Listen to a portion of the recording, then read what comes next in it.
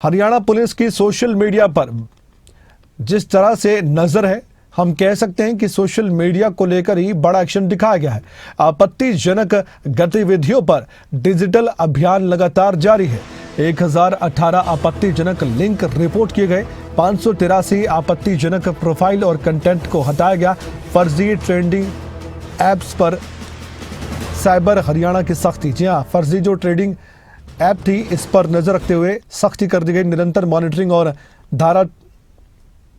79(3)B के तहत तुरंत नोटिस जारी। फर्जी ट्रेडिंग और निवेश ऐप्स पर विशेष अभियान। डीजीपी अजय सिंघल के बयान के बाद हम कह सकते हैं और सख्ती बढ़ने वाली है। डिजिटल धोखाधड़ी के मामलों को देखते हुए उन्होंने कहा, हमने सिर्फ अभी पहल शुरू की है। साइबर हरियाणा ने 12 जनवरी से विशेष और संगठित अभियान शुरू किया। अभियान के तहत अब तक 28 ऐप्स और चैनल्स की पहचान की जा चुकी है। 14 को सफलतापूर्वक डिजिटल प्लेटफॉर्म से हटाया जा चुका है। डीजीपी कह रहे थे, भ्रामक और भड़काऊ पोस्ट पर तुरंत कार्रवाई करें। डिजिटल प्लेटफॉर्म्स पर कानून पालन को लेकर जीरो टॉलरेंस की नीति अपनाई जाएगी। जितेंद्र हमारे साथ जुड़ चुके हैं। जितेंद्र, किस तरह से देखें इस कार्रवाई को?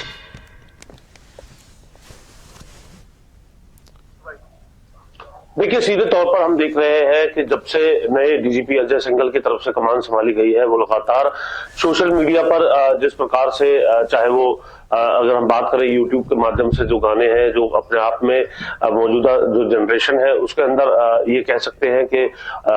जो गन कल्चर को लेकर के जो लगातार गाने चलते हैं उनको बैन करने का काम किया गया। तो वहीं दूसरी तरफ अगर हम बात करें तो जिस तरीके से सोशल मीडिया पर पूरी नजर जो है वो पुलिस की तरफ से रखी जा रही है और साइबर पुलिस लगातार इस प्रकार की जो लिंक्स है, जो साइट्स है, उनको भी बैन करने का काम कर रहे हैं। नोटिस जो है 79(B) के तहत पहले दिया जाता है, उसके बाद जब कंटेंट नहीं हटता है तो उसे बैन करने का काम भी किया जाता है। इसी के तहत ये कार्रवाई भी देखने के लिए मिली है, जहां पर अगर हम बात करें तो 583 ऐसे लिंक रहे हैं जिनको बैन करने का काम जो है वो किया गया है और इसी के साथ साथ अन्य पर भी लगातार नजर रखी जा रही है, जो कि आपसी सौहार्द को लेकर के या फिर आपत्तिजनक कंटेंट है या फिर जो इस प्रकार की एप्स है जिनके जरिए जो है वो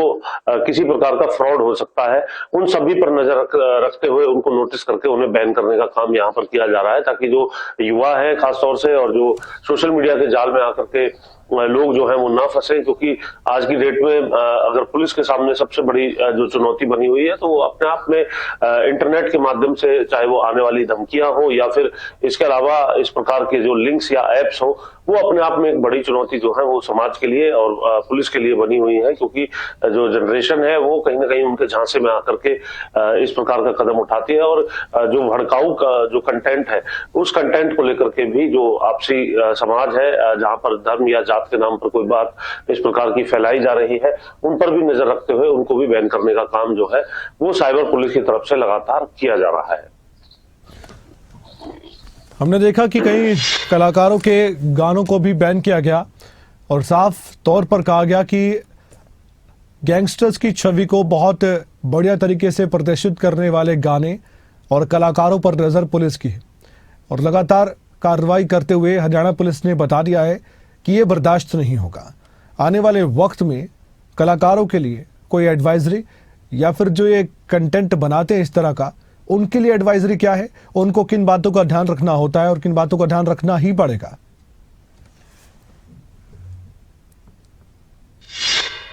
देखिए, इस प्रकार का ध्यान अगर नहीं रखा जाएगा तो उन्हें हमने देखा कि न सिर्फ यूट्यूब से बल्कि अन्य जो प्लेटफॉर्म्स थे उन प्लेटफॉर्म्स से भी हाल ही में बैन करने का काम किया गया था, क्योंकि ये देखने के लिए मिलता था कि इसके अलावा दूसरे प्लेटफॉर्म पर वो गाने जो है उपलब्ध रहते थे। लेकिन इस बार एक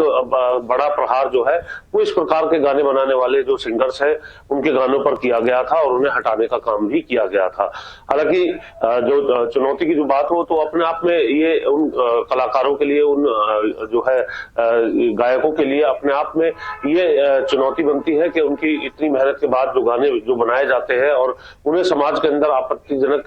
गानों के तौर पर देखा जाता है, क्योंकि उनके अंदर गन कल्चर को या फिर